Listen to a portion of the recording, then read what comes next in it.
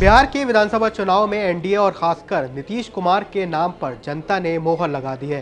सारे अनुमानों और कयासों को दरकिनार करते हुए एनडीए अलायंस ने अप्रत्याशित 200 से ज्यादा सीटों पर लीड बनाई हुई है।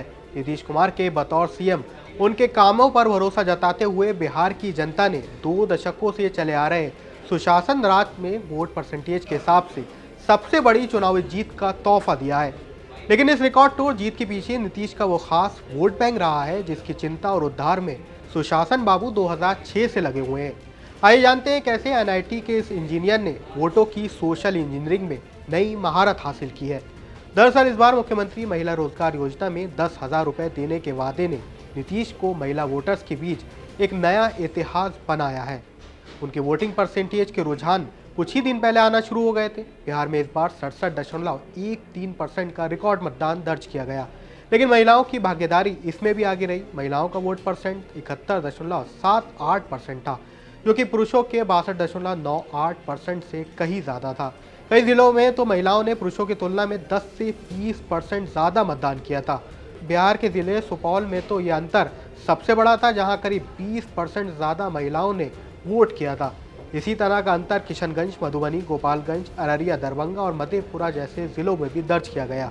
अब बिहार जैसे राज्यों के महिलाओं के लिए ये रकम काफ़ी अहम थी, क्योंकि बिहार में 34% ज़्यादा घर हर महीने 6,000 या इससे कम के पैसों पर गुजारा करते हैं।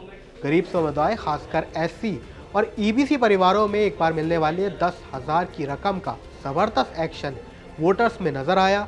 चुनाव में ये वोट नीतीश कुमार के फेवर में तब्दील भी हुआ। हालांकि ये पहला मौका नहीं है जब नीतीश कुमार ने महिला वोटरों के लिए खास फोकस किया हो। इससे पहले साल 2006 में नीतीश कुमार सरकार ने स्थानीय निकायों में महिलाओं के लिए 50% आरक्षण लागू किया था। ऐसा करने वाला उस समय बिहार देश का पहला राज्य था। कई एक्सपर्ट्स का तो ये भी मानना है कि बिहार सरकार का यही फैसला आगे चलकर कई राज्यों के लिए नजीर बना। साथ ही सरकारी नौकरियों में महिलाओं को 35% रिजर्वेशन भी दिया गया। इसके अलावा सालों पहले लागू की गई शराबबंदी नीति आज भी बिहार में वोटिंग के बिहेवियर को प्रभावित करती है, खासकर बिहार की महिलाओं के बीच, क्योंकि कई रिसर्च का मानना है कि शराबबंदी से घरेलू हिंसा कम हुई, घर में पैसों की बचत बढ़ी और जीवन शैली बेहतर हुई है। हालांकि अवैध शराब का मुद्दा आज भी बिहार में बड़ा मुद्दा है, लेकिन शराबबंदी का विचार आज भी एनडीए के लिए एक मजबूत वोट बैंक बन के साबित हुआ है। वहीं दूसरी स्कीम्स में भी देख लीजिए, स्कूल बस के लिए फ्री बाईसाइकिल देने वाली मुख्यमंत्री बालिका साइकिल योजना हो, या फिर महिलाओं को रोजगार और सेल्फ इंडिपेंडेंस देने वाली लखपति दीदी योजना ने भी चुनाव में नीतीश कुमार की सत्ता बरकरार रखने में अहम योगदान निभाया है। ये सब उस दौर के बाद हुआ है जब जंगल राज के दौर में महिलाओं की स्थिति काफी दयनीय थी।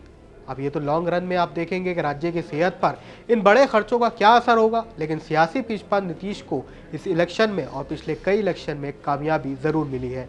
नीतीश की इस अप्रत्याशित जीत और एनडीए के सरकार बनाने पर आपकी क्या राय है, हमें कमेंट सेक्शन में जरूर लिखें।